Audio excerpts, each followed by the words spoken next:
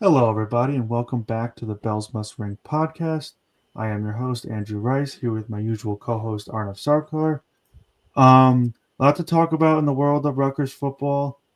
Very, very disappointing performance on Friday night against the Iowa Hawkeyes, or I guess to the point where we came close, we sniffed victory, and just couldn't get it done in the end.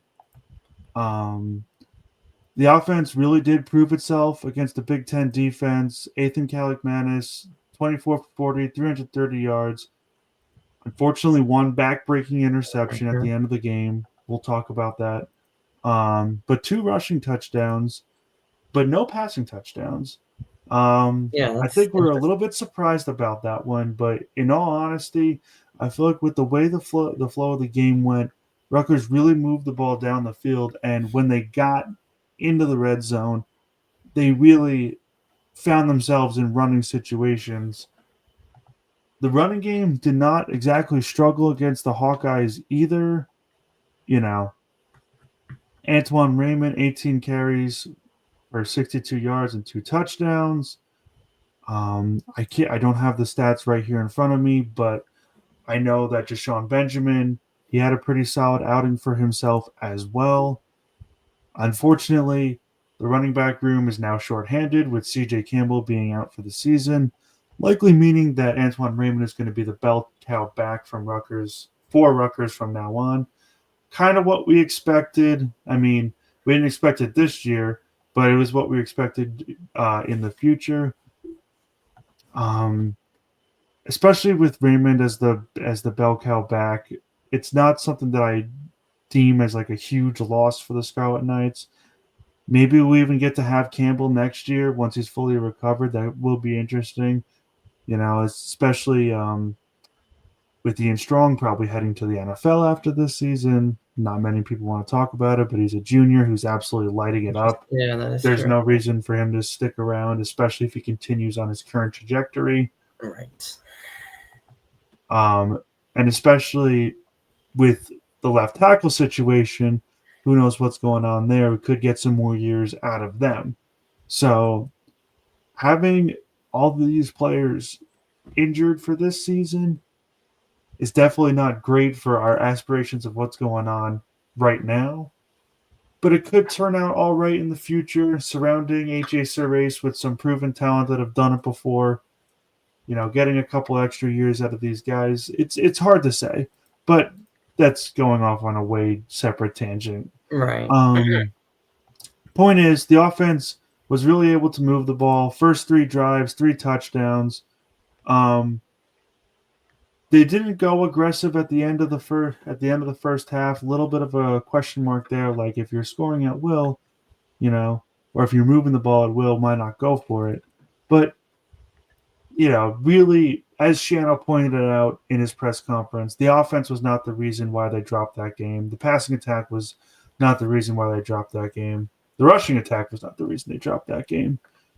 Um, Really, not much else to say there, unless you had a take on how the offense performed, Arnav. Yeah, I think you covered it. They played really well.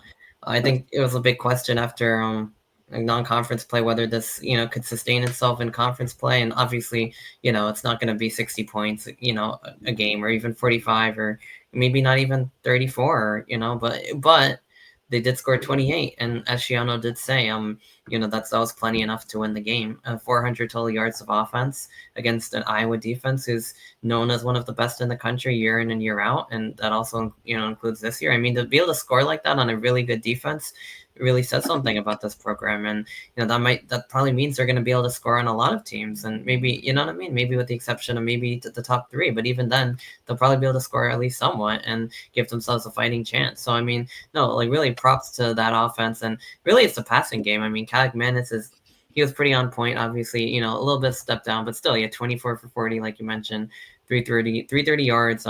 No passing touchdowns, but he had two rushing touchdowns, including one where he was like high stepping. It was pretty exciting. But I mean, he did a lot of the work through the air. Basically, the pass, and Ian Strong. I mean, like you're talking about him going to the NFL after this year. I mean, he's been posting NFL stat lines every game. I mean, 151 yards on just Monster. 8 catches is notorious. Like, I mean, those are like like Malik Neighbors like numbers possibly, like those are, well, maybe not last week, but anyway, besides the point. But I mean, all of our receivers are big play guys. Like Sheffield, 3 catches for 51 yards, KJ Duff 7 catches for 92.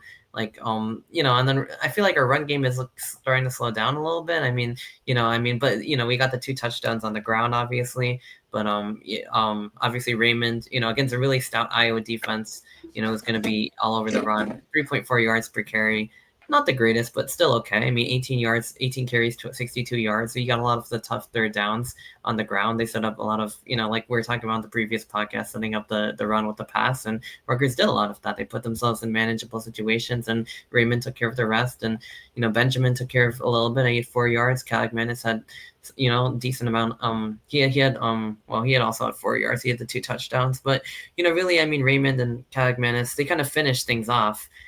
Which is interesting because the passing did like all the the body of the work, and then the run game kind of they picked up the important third downs, they got the touchdowns. So it's kind of interesting breakdown how the passing really spurred the offense, but the rushing was what put the finishing touches on it. But so yeah, I mean, I think overall offense did really good. That being said, the second half, I think a point that a lot of fans were making where I think Iowa made a lot of adjustments on both sides of the ball, and we couldn't really keep up with that. And one of those, I mean, Caligmanis was getting sacked. There was one where he went untouched almost and got sacked, and he didn't even really take the sack. He kind of just said, "You got me," and just kind of play was dead. So he got touched, and that counts as a sack. So basically, it's a sack. So I mean, and then even then after that, I mean, the one where the play that resulted in the interception, I think multiple Hawkeyes were all over him, forcing him to throw, the pass that was unfortunately intercepted and led to, Iowa basically icing the game with the final touchdown. So those are concerns. And another one related to that. Before you move on, I really just want to push back against that because I understand that people think that Iowa made adjustments in the second half to put more pressure on Caligmanis. I understand that they made adjustments in the second half to better key on our run game. But how much of that can be attributed to Tyler Needham leaving the game early and having to throw? Yeah, I also did. I did have that written on the outline. I was about to get to that next too, but sorry, because that was something that as soon as you mentioned, I was like, that just triggered me off. I understand that Iowa probably made some adjustments to dial up more pressure. However, that's what it looked like. You're talking about a fourth string offensive tackle going up against Iowa, who, granted hasn't had the best pass rush in recent years, but still has no slouches at the defensive end and linebacker positions either. So it's yes, you could credit the adjustments, but how much, I guess, was luck? I don't want to say luck because, luck is just not something you want to say on a sports show. You always want to find a reason for things. Yeah. But at the end of the day, I mean, injuries are unlucky. Yeah, in this case, obviously you never want injuries on either side, but in this case, the injuries benefited Iowa especially with Rutgers at the OT position. And I mean, Needham went out in, I believe, the third quarter, and I don't think he came back in this one. And this was after he was already questionable going into the game. So now we don't know again. And both Ian Strong and Needham were questionable. And Strong, obviously, we just talked about his monster game, but I don't think there's any questions about Strong anymore.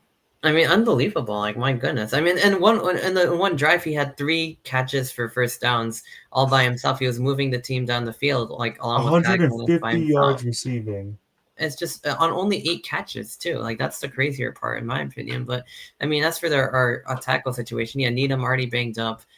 Strong was questionable. Campbell is out for the season. But I mean, in terms of the OT, I mean, we've lost Langstill, who maybe could have been the starter. Then we lost Chin, who ended up becoming the starter, and Needham, who was last year's starter and a proven veteran, banged up again. Well, no, Needham wasn't last year's starter. He was 2023. He was a starter at tackle in 2023.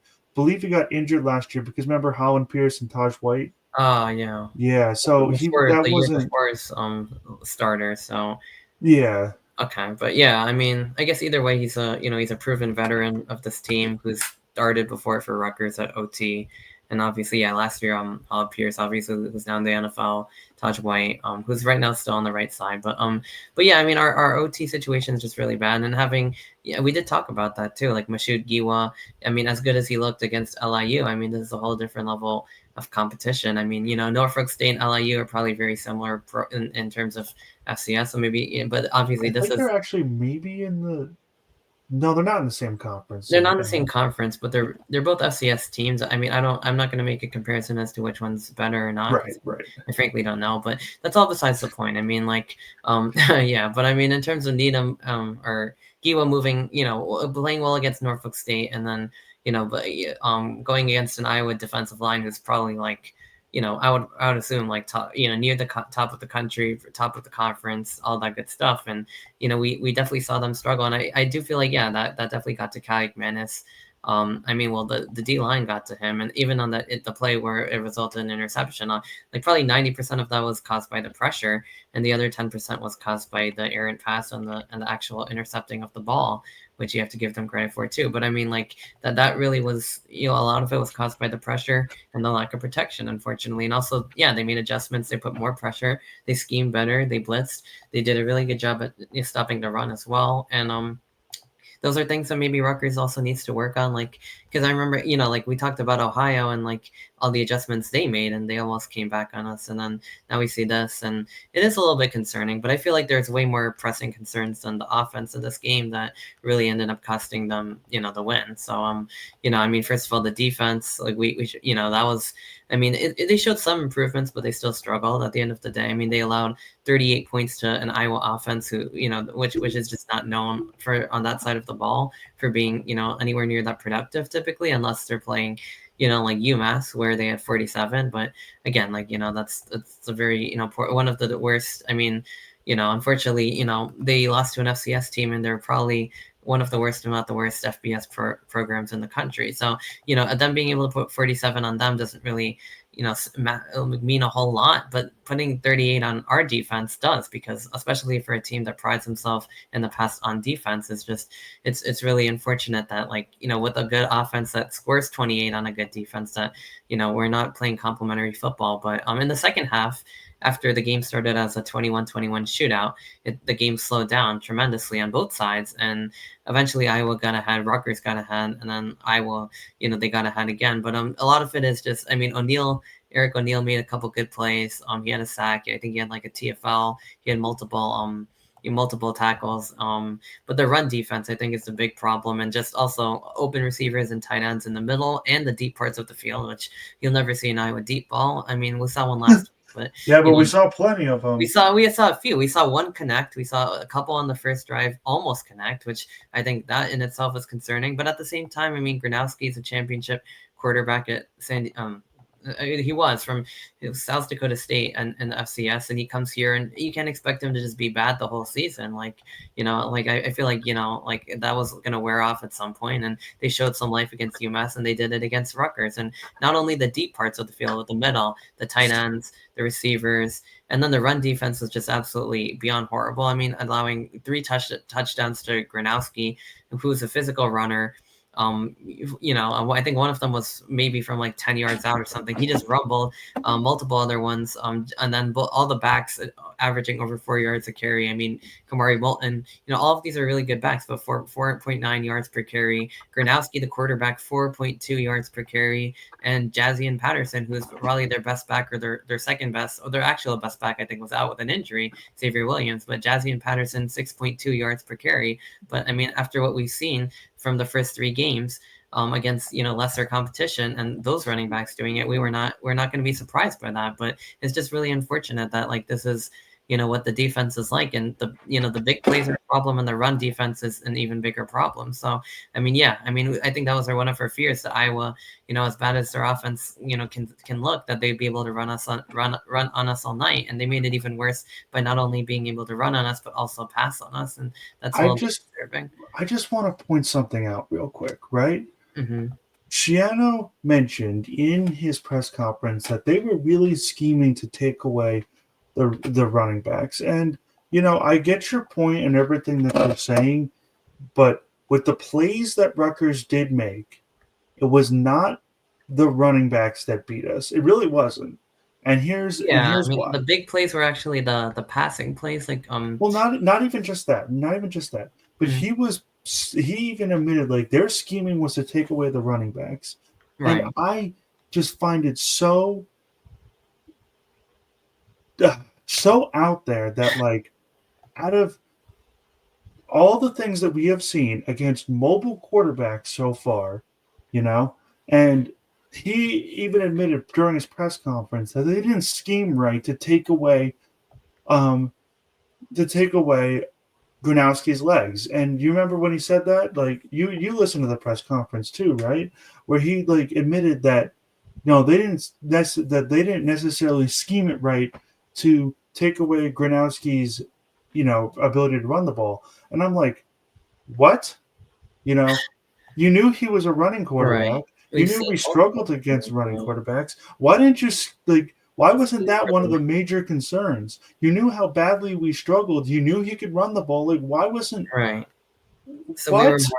we were more focused on the running backs, which I mean I feel like is also a good thing to be concerned about with Iowa. And, but you know not what you missing on Gronowski, like that's after we saw what happened. I mean like that was just not with Navarro and with other guys. And yeah, I mean you got to scheme for all of them, but it's a little I just understand like not scheming for a great passing attack and yeah trying to like that I can excuse, but that I can agree with because they really weren't until what until happened. apparently But yesterday, or but yeah, or until not apparently Friday. for But Friday. Yeah, today's Sunday. not Yeah, or scheming Wait, today's for Monday. a I'm running just quarterback, Fridays, but not scheming for a running quarterback when you know we have struggled against running quarterbacks, right. I mean that seems it foolish. doesn't add Maybe up to me. I think Gronowski, as although even though he's he's a mobile quarterback, he's not like shifty quick like DeQuan Finn or Parker Navarro. Like But you he's knew not. they were going to You know what I try it mean? anyway. Yeah, that's true. I mean, he's a more physical. Like Chionos called him the Langan, but he compared him to Langan. He can absolutely run though. He can run short yardage plays, and he can score, and he can make plays with his legs. Like maybe not as good as the other two guys, but still he can, and he did. So I mean, 13 carries, 55 yards, and 3 touchdowns on the ground. And and then the running backs that they schemed for, they did even better anyway. So it's like that point goes out the window now too. Or Right. Walton at 68 yards on 14 carries, a touchdown. Patterson at 37 yards, 6 carries. I mean, for me though, the disappointing part was the passing, The because pass that's something defense. you're not expecting with Iowa. And yeah, like well, they tried a couple on the first drive, they didn't hit. And I was kind of joking around and saying no way, but I mean, they almost It did hit kind of it kind of seems like as the game went on, they started to hit them more and more more and and more, more. and then And at the the one end to they were Dayton like hitting Howard them at was a will. yeah, the one, yeah, exactly. They were close on the first one. They missed it a little bit, and then later on the game they got more comfortable. And it wasn't even only the deep passes, also the intermediate game where with the tight ends. I mean, Zach Ortworth, 2 receptions, 30 yards. Vanahay, I can't pronounce that name. DJ Vanaheim, excuse me for pronouncing that wrong, but 1 reception, 21 yards. It's Iowa tight ends. I mean, that's their thing, right? So Sam Phillips, one receiver, 1 reception, 20. They're all ones, but like they're big plays, 25 yards. And then the bomb to Dayton Howard, one reception, 42 yards. I mean, that one was a big one that basically set up. I think the last Iowa touchdown, or one of the last two of them that ended up putting them ahead for good. And like that was like the big, I guess, shocker, because we're like, obviously don't expect it from them. But like, and again, I was joking around saying no way, but they hit it. And that's another thing. It's not just one play though; it's multiple of these. That's where the problem comes in. I mean, even Bolton had 3 receptions for 21. Weejan had 2 receptions for 20. Like Terrell Washington, 1 for 16. Gill, 1 for 11. That's the receiver I've heard of before. But I mean, my point being, like each one of these are like over 10 yards, like almost all of them. They're Yeah, as all soon big as the pass plays. was complete, you knew it was going for 10 yards. You knew Yeah, you and knew we weren't there's going to all dump these them behind the line of scrimmage, there's all or these not soft. behind the line of scrimmage, but behind the first down marker. Right. It Why are feels we like not every guarding single pass was just why are first we down, first down, first down. why are we not guarding the sticks? Like I don't there's so much empty space. Like, and not only when they catch it, but even after that there's so much empty space. Like that's like the bizarre part. That's what happened against Ohio. Ohio was able to do like a very similar thing. Like I don't understand. Like it's really disappointing. And I mean I don't know. I mean, you can argue Rutgers on offense has a similar success, but Rutgers is also have big playmakers like that. And, with Iowa, And like Iowa really doesn't. if Iowa can do that, like every team in the conference is going to be able to do that. Like even Purdue, Maryland, anyone. Like, you know what I mean? Like, who wouldn't be able to do that? I mean, I don't Well, know. So, now we're gonna have to win games in the shootout. I think that's very clear. yeah, yeah, with the way this defense is, but the offense will give them a fighting chance. But the defense, it looks like they just won't. And injuries are just, again, they're just not helping because Moses Walker went down and he's one of our best linebackers, and I don't know what the status on him is either. And He the took a break. injuries, yeah, and I think, well, as much as we've had offensive injuries, the defensive injuries have been like very frustrating because it seems like every 5 plays there's an injury, and it's usually on our defense, someone on our defense, and it stops the game, obviously, but it's always us, and like I don't see any other teams getting injured like that. I don't know what this team is doing in practice. It's just at an alarming rate, and we're not going to have depth if we keep going like this. Like, I don't understand, like, how many problems does this team like want to have, but like it's just like we've been talking about, so like multiple we have one more big problem or two more categories of problems, but this injuries thing is just like, I mean, again, injuries, it's football, like injuries happen, but this rate is just a non-contact plays a lot of the time. I mean, it's just like, or even contact plays, it's just like multiple guys, so many guys are getting injured out for the season, then so many guys are getting banged up, and like it's just like this is what derailed Rutgers last season. And we're 4 games into the season, and I don't know how many players are injured, and it's just hard to like keep track. Like it's hard to Like I even. said last game, we're gonna be our game against Minnesota is gonna be an episode of General Hospital because Yeah, well, there's so many people on that injury report. You mentioned before about how the defense and the injuries was not the only major issue that the Scarlet Knights were having though. right. Um, let's get into the other one. Oh boy. How about those special teams? Yeah, I mean, see, the thing is usually like the special teams and the offensive kind of combined. We've had kind of two good phases to overcome the shortcomings of one, and this time we had one good phase trying to overcome the shortcomings of two. And special teams, who I've talked about the special start of special teams. They used to play in words for the first 3 games pretty much, and then this one was just a complete opposite at the worst time, and that I think was not expected. And it started from literally the opening kickoff of the game where Kane Weegan, and you have to give props to him because he He returned a found the hole and he ran he right just took through. off. He turned on the Jets, but even against UMass, he returned like a really like a deep punt. He zigzagged away around his field, but they at least made it tough for him. Against Rutgers, he just took off. He barely got touched. I was like very stunned. You barely see that ever happen in college football on the opening kickoff, and it gives Iowa the 7-point lead before the game even started. And at the time I was saying, well, it doesn't really matter because if our offense and our defense are better, if we actually win the actual phases of the game, and not to discredit special teams. If we go out and execute our game plan, we'll be fine. We'll be fine. And like Rutgers was fine for a while because their offense showed up. But at the end of the day, though, like between the defense and the penalties, which we'll get to, and the special teams, like it just all fell.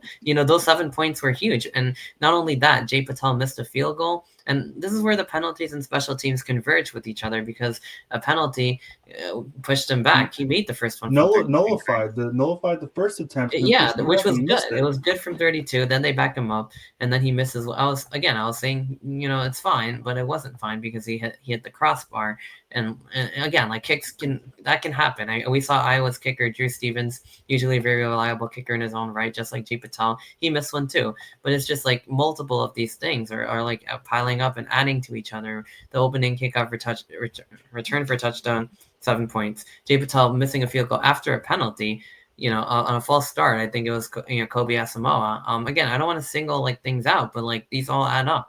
That's another 3 points. That's 10. Another field goal got blocked, and this is becoming very concerning too because Yeah, that's last week becoming a too, habit because I feel like there was two. There was two in the Norfolk 2 State against game, Norfolk right? State, and I mean, I don't know. It's just yeah, that's not a good trend, and I don't know. Like some people are I don't telling even me know like what you do there because we have a coach that claims to like put so much a lot of special emphasis emphasis on on. special teams. You have a kick get blocked in a game, two kicks get blocked again in a game against an FCS team, and you Yeah, don't make the necessary adjustments to make sure that doesn't yeah, happen there's again just against a yeah, team like Iowa. right, Three kick yeah, blocks in 2 weeks is completely unacceptable. I completely. understand that we have been blocking punts like crazy, and like, oh, people are like, oh, you've been blocking punts like crazy. Yeah, Yeah, it's true. 3 kicks blocked in 2 weeks is nowhere near acceptable. No, it's not acceptable. It's just not. And like, after two of them got blocked against Norfolk State, like, well, there's a couple of different Which in angles. itself is Yeah, like unacceptable too. getting You're talking blocked about an by FCS team here. right. I mean, usually what happens in these games is, that with the difference in the lines, like Rutgers, you never expect block kicks, but in a game like that, if anything, Rutgers would be the one blocking their kicks just because our line would lean on them. Our line is getting leaned on. That kick that was blocked, multiple Iowa defenders crashed the line, got their hands up, and blocked the kick. It wasn't an accident. It wasn't a fluke. It wasn't someone who jumped over the line. It was literally a battle of wills, and we lost. So if that's also what happened against Norfolk State, then that's very concerning. There's something wrong with our blocking. And, there can be the argument that Jay Patel kicks low compared to what we saw with Drew Stevens, where the kicks are going above the goalpost. But Jay Patel is a very accurate kicker, and we have to blame our line for not being able to hold up. That is I seriously think it's not. kind of both, in my It's a opinion. little bit of both. I think Jay Patel does have some to blame with his kicks being too low. However, on the other hand, like you saw how many Iowa guys were filling that backfield too. Yeah. I think it's a little bit of both. Like maybe Jay Patel could also, but it's hard to change your kicking motion. He's still a reliable kicker. But what you can't have is the line being leaned on, multiple guys, getting their hands up over your line and blocking it. Like that's just unacceptable. And again, like this happened against Norfolk State, and like that's something we should have worked on. And like I don't understand like how mistakes can happen over and over and over again. It's okay to make it the first time, but we can't just be making the same mistakes over and over and over again and doing nothing about it. And that's what keeps happening. And then new ones keep popping up too. And it's just like it's just ridiculous. And and then on top of all of that, penalties. Like that's the fourth, I think, thing that we're gonna be complaining about in this episode. And this could be the worst. We're gonna call this podcast Rutgers versus Iowa therapy session. Yeah, Rutgers versus Iowa versus themselves. It's just like it's so disappointing. Like, but no, the penalties like on top of the special teams. So like we already talked about how they converge because a penalty resulted in a missed kick, or right, yeah, in a missed kick. But then multiple other ones like defensive penalties. One of them was unnecessary roughness when the returner or receiver was already out of bounds. There was a questionable one that was kind of okay, and then another guy just leveled him, and that was like a 15-yard penalty. There was another. I mean, there's What like was that, first quarter, second quarter? I think that in was the very game, right? early in the game. It might have been Elad or something like that. But again, like I mean, I don't know. My point is like if it happens once, it happens once. But like this stuff keeps happening, and that wasn't the only one. There was like another. There was another penalty that a holding on Bo Masco that ended up moving Iowa up 10 yards. Actually, that was not Bo Masco. That was Was Al Shadi Salam.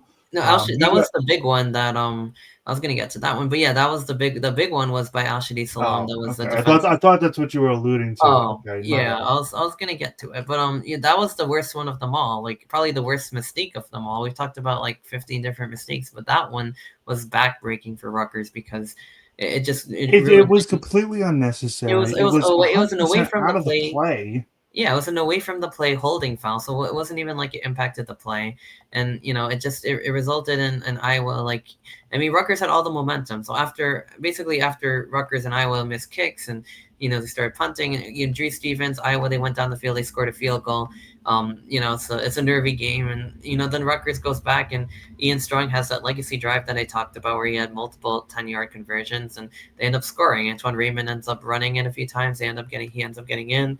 And Rutgers takes the Touchdown. lead. Yeah, Rutgers goes up 20-24. On the ensuing Iowa drive, Iowa gets stalled. The defense finally comes together, and then this penalty happens. There was a sack.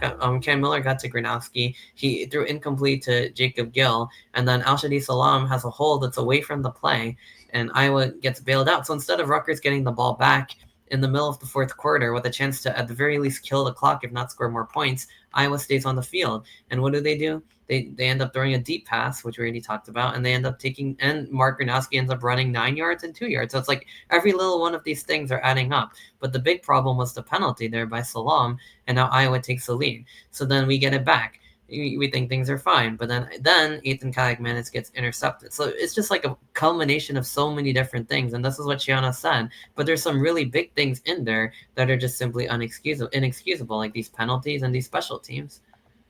And you're talking about, you're talking about 5 or 6 opportunities to end a game, If you think about it, special teams has a normal night, right? Has a normal night. Right. We As in win. they don't allow a kick run back, right? Right. I'm not saying that Iowa doesn't score on that drive, but just humor me for a minute. You erase 7 points off the board because they don't give a kick run back. Let's say the defense stops them, Yeah, Then it could have happened. We don't know, but like let's it's say even Jay Patel misses one kick but makes the other one. right, We're looking at, a 31-31 game. You know, if right. the if the special teams has just an okay night, we're looking at a tie game.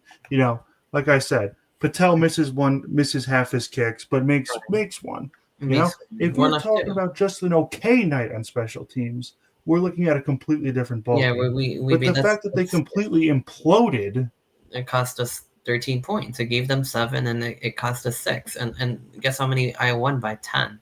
So we would have won the game even with probably with a lot of the mistakes if just special teams came through. But I I don't know. think, You know what I mean? in regards to penalties, we have no control over what I'm about to say, but I think Iowa did get away with a little bit. I've They got seen away that. with a They've little gotten away. bit, but we have no control over that. What we did have Yeah. control over, we just completely blew. Some Like holding that, penalties and stuff that people are saying I was, defensive backs were, grabbing on. They got away with some stuff, but sure. But like we have to control our penalties. Our penalties were most of them were unnecessary, and they were, after the play or they're away from the play, and those aren't smart penalties. There's some penalties that maybe you get beat, but this wasn't like that. And Rutgers committed all the wrong, like the away from the play, the unnecessary penalties, and those are the ones that end up costing Rutgers in a big way. And like that's just again, like I only had 2 penalties, 30 yards, and we had 6 for 50. And but worse than that, like they were very crucial. Like the Salam one and the Asamoah one literally took points off the board or contributed to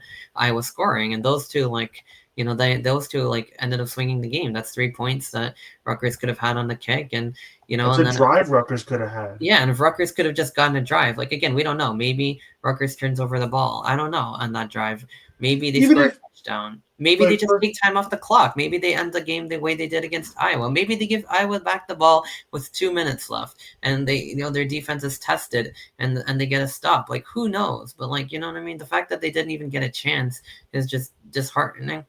if Rutgers even gets a field goal on that That's a drive, 7 point lead. It forces them to try to score a touchdown. It puts more pressure on them, and then maybe even as bad as their defense is, they know what to do now, and like they rush the passer. Like I don't know. Like I was really hoping that we'd be in a position where we could play with the lead and we could get our pass rush involved, and it kind of happened a little bit with Eric O'Neill. That stadium got so loud, and then this happens, and it's just like.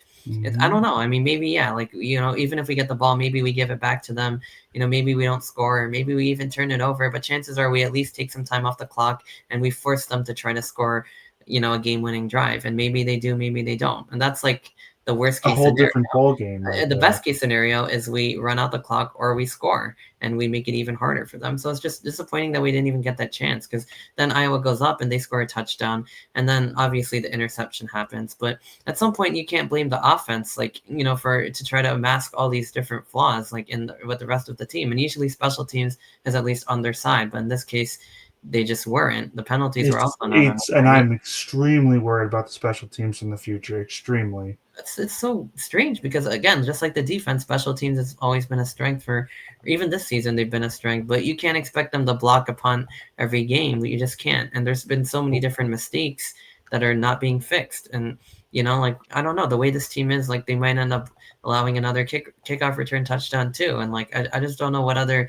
they're gonna allow all the same mistakes and have something new pop up next week. And like that's just not a winning formula in my opinion. Maybe they won't. Maybe they'll correct it this time, but there's not been a track record of that this season yet. Well, I feel like we could go on and on about the shortcomings in this game and how frustrated we are. We have written plenty of articles about that. Arnav, I know you have. I know Yeah, you've made your my, piece known my to point both very Rutgers clear. and Iowa fans. But Exactly. I feel like if we don't get off this topic now, we are going to sit here for the next 3 hours and ramble about Rutgers, Iowa. Yeah, Maybe we can take a little bit of that 3 hours and start rambling about Rutgers, Minnesota, yeah. It's our it's on to the opponent it's on to coming the up next. this week. Sorry. Yeah, it's on to the next one. Whether you you want Rutgers to beat Iowa or you don't, or whether you want Rutgers to have beaten them. And if you are frustrated or not, we have to move on, unfortunately or fortunately, to Minnesota. And we're also 5.5-point underdogs in this game, by the way. So, this becomes a very critical game now for Rutgers in terms of bowl eligibility, because we missed an opportunity, to beat Iowa, but also to win a game, and win a very important game. So instead of being 4-0 or 3-1, the opportunities are getting slimmer now. I mean, there's not too many there's not too many games that you can even pencil Rutgers as a win. And Maryland just beat Wisconsin 27-10. We don't even know if that's going to be a guarantee, but we're relying on that in Purdue. I don't think any game's going to be a guarantee from now No, on. I'm going to be I honest don't with think you, so. because Not the even way this. Purdue's looking better. Yeah, You they know, are. I mean, and Purdue especially can't the get. way this defense is playing, like, it definitely not. But in any case, for the purposes of bowl eligibility, the I guess the easiest path for Rutgers now. I don't know. I mean, it's weird because Illinois might suddenly be beatable after they fell to Indiana so badly. But if you want to draw like a straight easy line, it's probably Minnesota, Maryland, Purdue. So this is really a must win, because we're assuming Washington is better than they were, and they look like the part. So I mean, I would assume that's going to be a very tough one. This one's doable. Is it? Like we said, I was doable. Did they win? No, but this is doable. And Minnesota's also a very interesting team because they lost to Cal, a good, I think they're also an improved ACC squad. But I mean, they lost to them 27-14, and then now Cal lost to San Diego State 34-0. So maybe that win comes into question. But at the same time, I feel like sometimes college football is all, like results happen and they don't correlate. So this, you know what I mean? Like, I don't know. I don't know if we should make too much of that, because, at the end of the day, Minnesota, they're coming off a bye. They could easily bounce back and hand Rutgers a loss. I mean, we've seen the way Rutgers has been playing, but if Rutgers plays to their potential, I feel like, unlike Iowa, like, this is not going to be like a daunting game if everything goes right for Rutgers. But that's a big Well, if. you're talking about Rutgers playing to their potential. Unfortunately, we don't know what the potential on defense is. We know what it is on offense, but we don't know what it is on defense. I Yeah. think Minnesota actually gives us a good sight into what Rutgers is on offense, because if you look at Iowa, yes, they had their passing game struggles, but at least their running game was some of the best. Right. For Minnesota, I can't exactly say the same there. Their running game looks good, not like one of the best out there. It's Yeah. just, it's going to be hard to say because you have a okay quarterback in. Sorry, I'm blanking on the name. You have Drake Lindsay. an okay quarterback in Drake Lindsay. It sounds like Minnesota has three good running backs, Yeah, but multiple good running backs. I don't know about anyone. I heard like Darius Taylor was injured, like they're one of their big backs, but he's but he's probably going to be back for this game. Like that's what I was hearing, because he had, after the bye weeks, it wasn't like season ending. So he's one of the big ones. Yeah, and multiple other guys as well for this Minnesota team that that can contribute. I mean, I was like looking through some of their, there's another guy, Fame Boy. So he also had 16 carries for 85 yards. So it seems like they have a stable. They have Jamison Gears, the tight end. They have Cam Davis, who's another running back. Looks like. So I mean, they have multiple guys in the run game, in the pass game, that can make plays, just like just like any team. And then it kind of seems yeah, like Iowa's Jason Smith offense, is but another. again, Kind of, yeah, like more run heavy, but there's a few like different guys in the pass game that can also make big plays. There's Lamike Brockington, who had 8 receptions, 106 yards against Cal. There's Jalen Smith, who had 76 yards and just 2 receptions. So another big play guy there, clearly 1 touchdown. So and then Drake Lindsay himself, I mean, he's been okay. Like not the best. He's averaging, like, I don't know. I don't want to put a number on it inaccurately, but he's probably a bit above 50%, but he's thrown multiple touchdowns and also some interceptions. And he's kind of like what you'd expect in a freshman quarterback, a lot of promise and some mistakes. And, that's kind of what you expect. But like, I think Ethan Kalagmanis is like a step up from that. And I think well, the I Rutgers think Ethan offense. Kalagmanis is right now looking like one of the best quarterbacks in the country, and that's weird for me to say, but if you're going to take a list of the top 15 quarterbacks in the top 15, top 20 quarterbacks in the country, I think you have to put Ethan on there. Yeah, I mean the way he started the season, he has like what the highest PFF grade, and or I don't know if that's still the case after the Iowa game, but still very much in that consideration. I mean, he only has one interception all year, and he has, I mean, I don't even know how many passing yards at this point. Like, he has, one of the top in the conference. So I mean, I think it might already be over 1,000 if I'm it might be. thinking. Let me check that actually, because that's really interesting. Yeah, I would assume like well, Ethan threw he probably over like 1,000 or at least very He's already close. had 200-300-yard games if you think about it. Yeah, I mean it's just it is he already has 1,150 passing yards. That's incredible. With 7 touchdowns and a pick. And I mean a completion percentage of 68.8, which is really high, along of 54, because that's just like a stat. But a lot of deep balls. I mean 9.2 average yards per pass, but and a QBR of 163, which is like really really good. I don't think it's the same as the NFL system, or maybe it is, but that's a really high QBR, and the stats just speak for themselves. But I guess my point with Lindsey being like he's not that guy just yet. He might be eventually, maybe we don't know. But like this season, not there yet. And can Rutgers take advantage of that?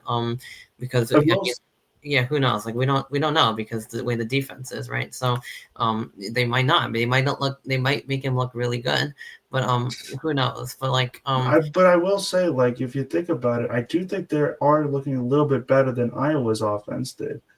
I think their defense is weaker than Iowa's defense. Don't get me wrong, but I feel like Minnesota's offense maybe looks a little bit better. I could be wrong there. Let me know what you I think. mean, yeah, it's hard to say because they scored 23 against Buffalo and 66 against an FCS team, Northwestern State, and then just 14 in a loss to Cal, and Iowa meanwhile scored 38 against us and 47 against UMass. But I don't know, maybe because like again we have to adjust for defenses now, so potentially yeah. I mean they look like they have more playmakers certainly, and it could be like that. So yeah, maybe. I don't know. I don't know. It looks like they Either have way, it's going to be a barn burner if you think about it. This is going to be a shootout. a shootout. Yeah.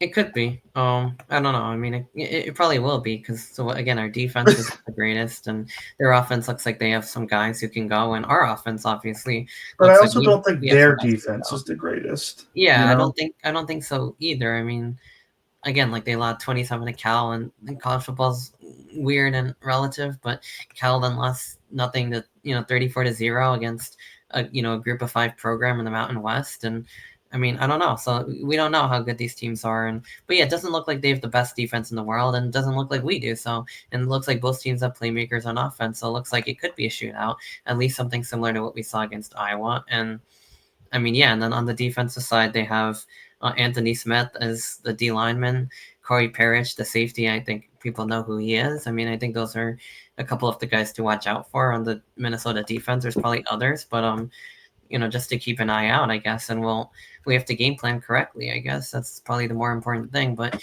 at least the offense, hopefully will be okay because that's the one side of the ball that's been able to hold up and do well. And if we put ourselves in a position where we get ahead of them, then I would like to say the pass rush could start hitting, but that didn't work against Iowa because there were so many other mistakes, unfortunately. So I don't know, but hopefully And that clean is the up the formula. mess on special teams. Yeah, Like, and hopefully we get special teams back on the positive side, and hopefully penalties aren't such a hindrance. And if all of that goes, then maybe we do get to see that pass rush make an impact this time, and we get to hold on to the ball and do what we do best. And maybe I mean, like for all the talking differences of tiers, I mean Minnesota isn't exactly an Iowa, and maybe that little bit of a difference makes a difference, and Rutgers comes out on top this time. I mean, one can only hope. I mean, we really need to get the special teams in order. The defense needs to get in order. And like one thing, I'm trying to like stop from going on a rant too, but I keep on hearing work in progress, work in progress, work in progress.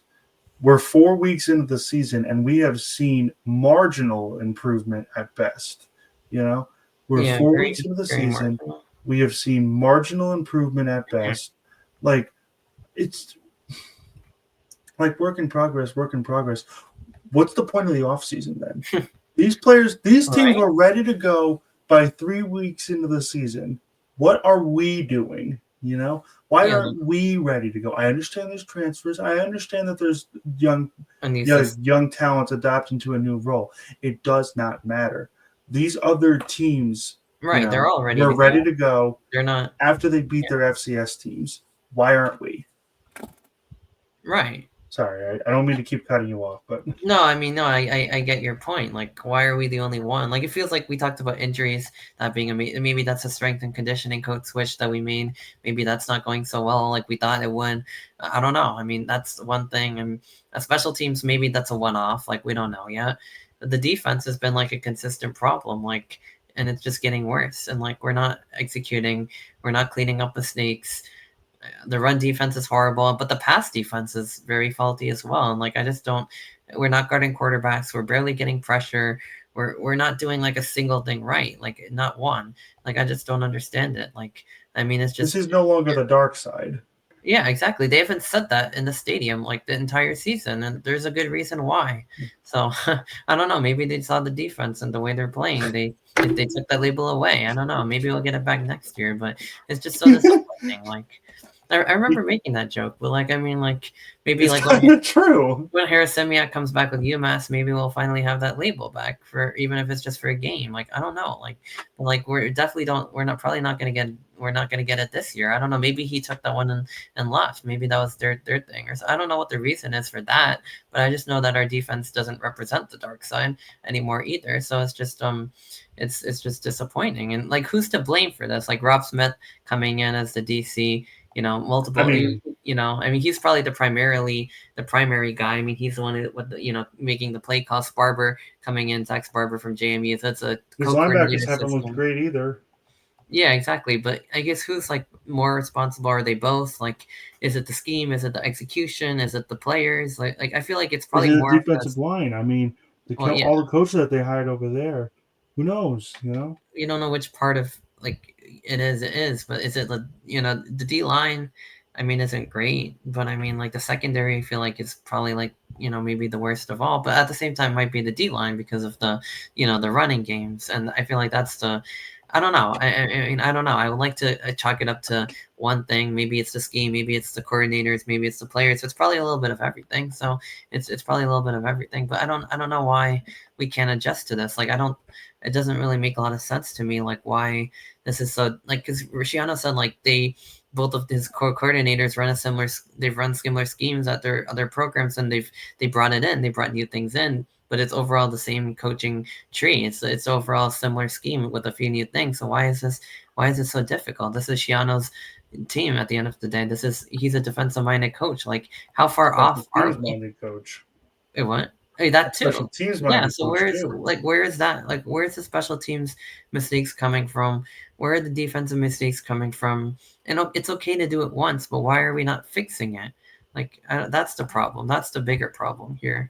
You know what I mean? Yeah, But we anyway, need I to mean, get the it's just problems fixed. I mean, yeah, right. We got it. We got to, especially when they're showing up on tape and they're showing up against inferior teams, and now they're showing up against like teams like Iowa, and they're going to show up against the rest of the schedule too if we don't fix it. I mean, other teams, even like the not so good ones, like at least they fix their mistakes. Like that much they'll do. Like we should at least be able to do that. Like I don't understand why we can't. So until we get that fixed, like on defense and on special teams, like we're gonna have big problems this season. yeah, definitely. I mean, the big problems are already here right now. Yeah, Um, yeah. I don't know about you, but I'm personally ready to put football to bed right Oh now. boy. I Yeah, think I'm it's not time willing. to. Okay, I mean for the sake of the episode, like not for the season. Oh well, not for the season. No, we had We have strap in, buddy. We we have have 8 8 more more weeks. We games. have 8 more Contrary games. to what some people think, the season isn't over. We have 8 games left to play in Big Ten play. Now, how well we do in that is going to be a good question, and it depends on all the things we just talked about. But My mentality is all we have to do is go 3-8. I mean, yeah, all sorry, we have three to and do is five. win Find a three. way. Exactly. Even if the team doesn't, even if they end up losing more than they win at this point, they just got to win three more because they took care of the non-conference slate. They won three games, and honestly, they played a pretty good game against an upper tier team in the Big Ten, as people like to call it. They did, and they at least they did that much, and they've shown life. They showed promise on a hopeful night in Piscataway, and they didn't get it done, but that doesn't mean they can't get it done the rest of the year. And hopefully they notch one of those three off in next week against Minnesota. They definitely Yeah, have the I opportunity, feel like definitely have that's the yeah. horses to be able to do it. Now they just need to go into mini and actually do it. It's gonna be a big game, and it's gonna be one of the more winnable ones. And I guess final point on football, there's a lot of cross connections between these two staffs, and I feel like that's a storyline that we should at least touch on. I mean, Ethan Kalakmanis and Kirk Chiraka going back to Minnesota. I think Rob Smith used to coach there at some point, and then With the amount of places he's been, yeah, probably. yeah, he's been all over the conference. PJ Fleck used to coach under Greg Schiano, and now obviously he leads the Gophers, and so lots of cross team connections. It's going to be a little homecoming of sorts for Kakmanis and Chiraka, and a lot of other ones. And like I said, 3.5 point underdogs on the road now to 5.5. It's our first road game. It's also a rematch of last season's win by the Scarlet Knights, where they won 26-19, and that was a big surprise because Rutgers had lost four in a row. Minnesota, I think, had like won four in a row or something. They were pushing up that next year as well, and they ended up falling to Rutgers. Rutgers ended up using that to jolt their season back on track and They winning essentially three. flipped the switch that Yeah, game. exactly. Minnesota ended up, like I guess going on the downward turn, and Rutgers ended up going on the upward turn, and Minnesota ended up, I think, stagnating a little bit towards the end, and Rutgers ended up getting better, and I think they both ended up with like the same record when it was all said and done. But Rutgers ended up using that to jolt themselves, snapping the losing skin. The defense looked better. The offense definitely looked better. And the only losses at that point were against Illinois and Kansas State, which were I believe they were both ranked, and maybe at Kansas State wasn't, but they were both at Rutgers level or higher, and they were able to take care of business against the other teams, and they were able to get to a bowl game and compete in the bowl game, and that's the promise I saw at the end of last season. Even though two of those were losses, where I was like, yes, this offense is ready, but it's like the rest of the team isn't, and like that's just so disappointing. But anyway, like as I was saying about Minnesota, it was a big win for us last year, and maybe that's what we need this year on the road. We've only played home games so far. We're 3-1.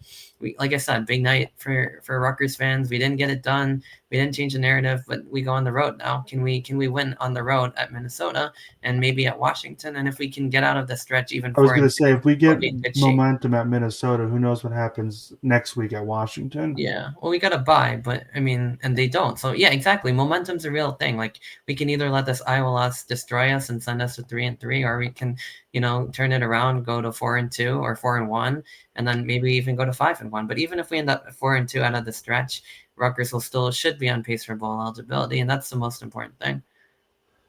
Absolutely. I mean, it's all about, like I said, it's all about staying on pace for bowl eligibility.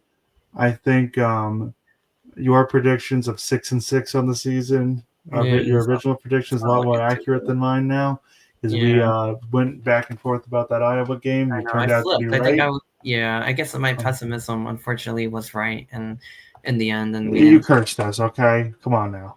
No, just kidding.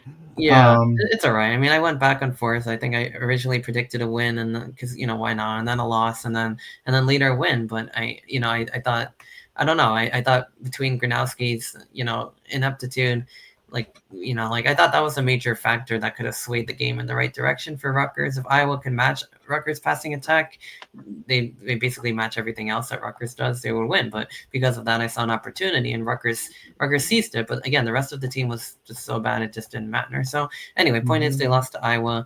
6-6 does look unfortunately more likely, but I mean they're out of chances to slip up because if they lose like one of these three, like they're probably done.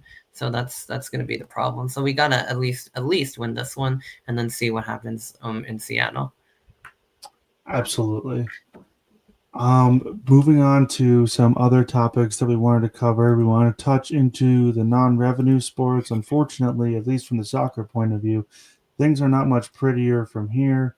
Men's soccer falls at Northwestern 2-1, with home games against Fairleigh Dickinson and Ohio State.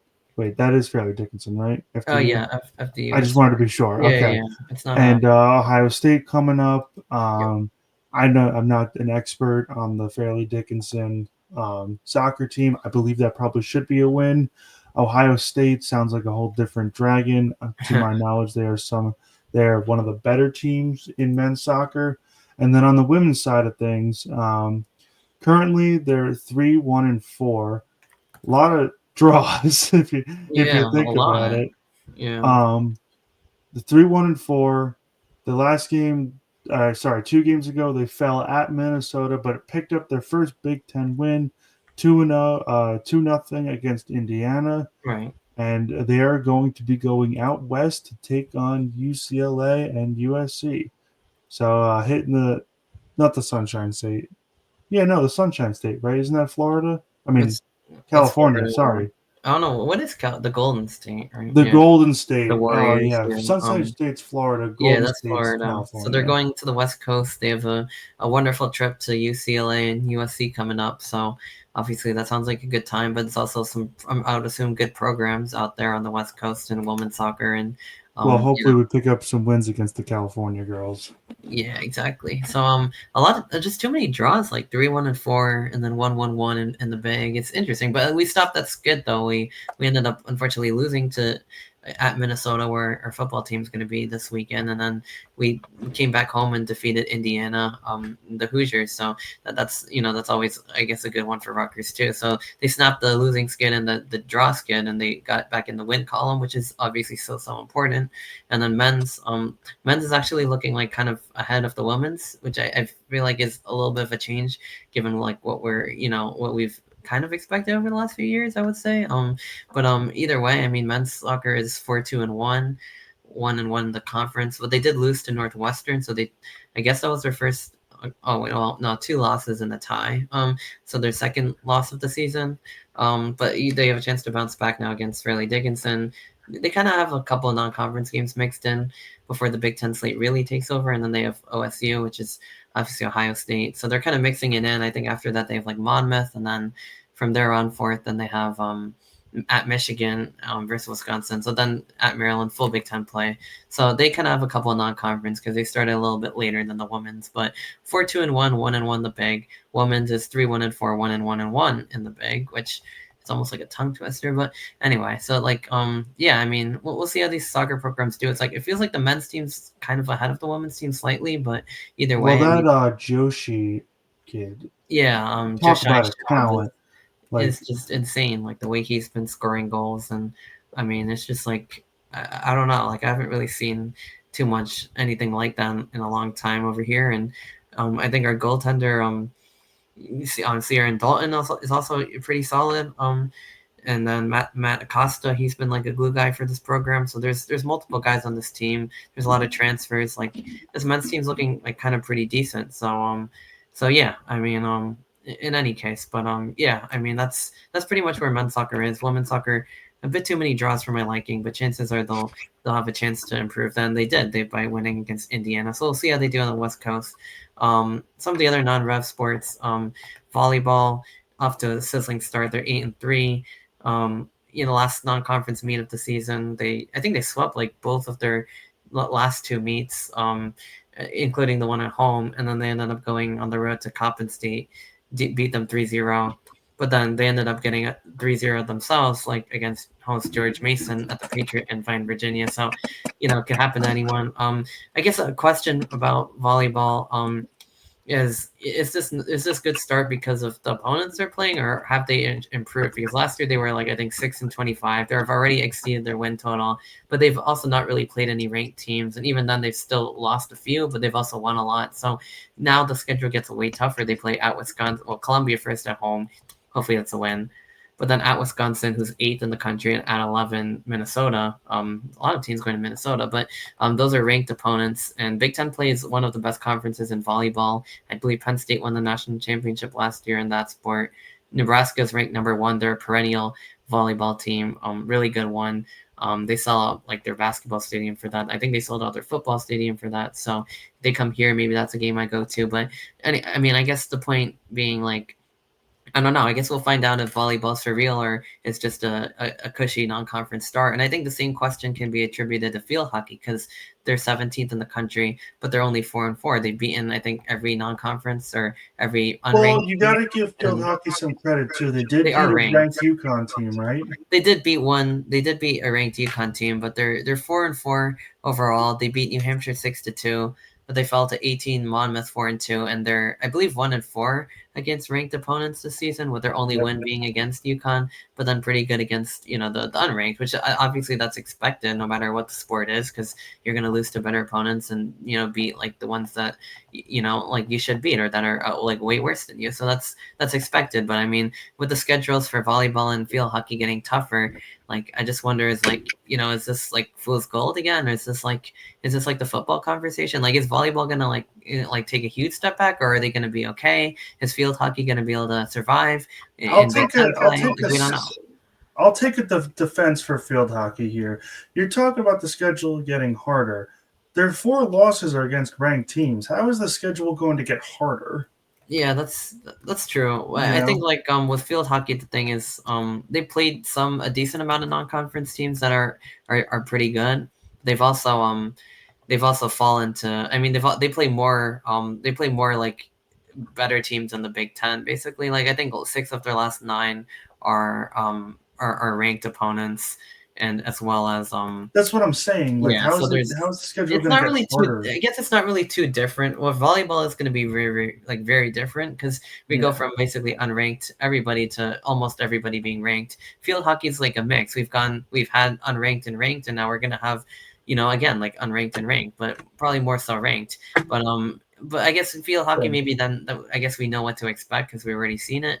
It's just like Yeah, that's what I'm saying. I feel like this team might be able to, they beat might the be able to unranked teams and survive. struggle against the ranked teams. I can imagine this team finishing the year with a low ranking, like maybe Maybe like like yeah. 20-ish in the They country. might fall a little bit if they keep losing the ranked teams, but maybe they still end up ranked because I mean they've established a standard and like I don't know. It seems like whatever it's been, I think they're still like 17 or maybe they're a little bit lower now. But I mean Yeah. yeah, just to talk about field hockey. I mean they have some really good people on that team. People on that team, really good girls on that team like Puck Winter, Yeah, I was gonna Paulina say Winter is Nicholas. probably the first talent Yeah, that comes to mind. yeah, and then our goaltender Emily Nichols stepping in that role. She's leading the Big Ten in saves, and that's another one that really stepped up for the Knights. So, but yeah, I mean, in terms of the overall team, in terms of field hockey, like I guess we've kind of seen it. So maybe they fall a little bit, they're okay. Maybe they make the playoffs, maybe they don't. Maybe they survive. But, we like I guess we kind of have the blueprint. Volleyball, we kind of don't. I would assume there's going to be a big drop, but with the start that they had, I guess the hope is that Maybe not maybe as catastrophic as last year, even. yeah, maybe they'll fall a bit, but they'll still be able to win a few more in Big Ten play, and they'll be able to make progress because they've already exceeded expectations. So now the expectation is at least win a few in Big Ten play, stay competitive against some of the tougher teams, maybe win a set here and there, maybe win some of the matches against the non-top teams, and just build progress. It's all about progress. It's all about building your own programs, and it looks like volleyball is doing that. Field hockey's also doing that. So is men's and women's soccer, and and I guess so is football too. Like, whether you're okay with the progress or not, like they are making progress. So that's, I guess, a common thread between all these Yeah. sports. And I mean, yeah, I mean, is there, I guess, like, as we wrap up here, is there anything else that you wanted to I'm discuss? gonna I'm gonna hold my tongue about football making progress because this year feels like a little bit of a step back to me. But I could, you know, Yeah, but we don't know as that just yet. as Shannon would probably say a million times, the progress is not linear. So He's gonna say we're not there yet. Basically, is the thing, and that's just it's really frustrating sometimes to hear. But I guess against good teams like we aren't there yet. I mean, we saw what happened against Iowa, but it's about how do we respond now. Like that happened, it's frustrating, but how do we bounce back?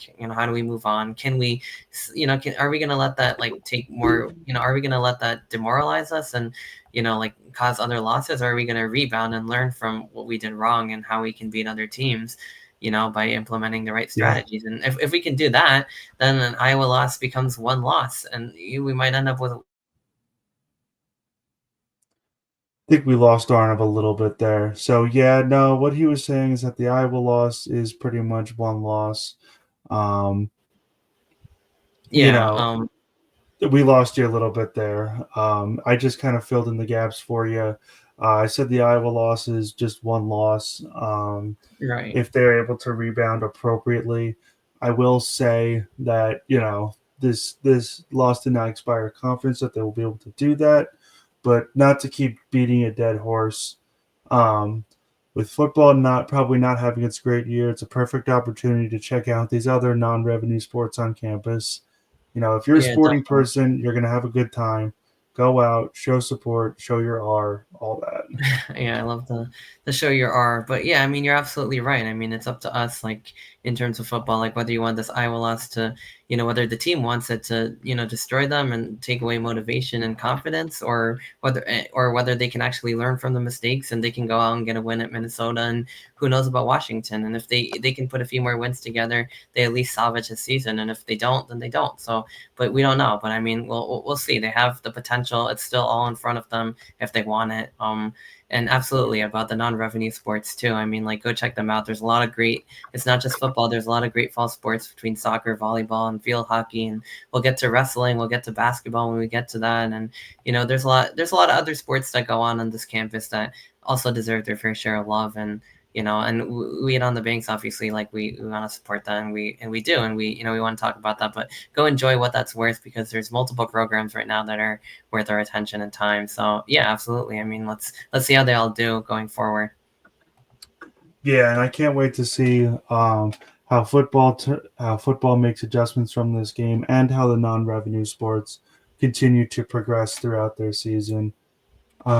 With that being said, I believe that's everything that we have to touch on here today. Unless you had a quick note you wanted to add in really quick. Um, no, I mean, I think we pretty much covered it. Like, one loss is one loss, and let's see how it goes. Let's see if we can turn it around. We got another big game ahead of us, and another one after that. So, as far as I'm concerned, those are probably two of the bigger games on the schedule, and let's just get it done. And as always, tune back into On the Banks. We will have live score updates going on throughout all the football games this season. But um, as I mentioned before, that pretty much does it for everything we have for you here today. Hopefully, football does, take this opportunity, learn from it, and turn it around. We will see next. We will see what they do out in Minnesota. But as for right now, the bells must ring.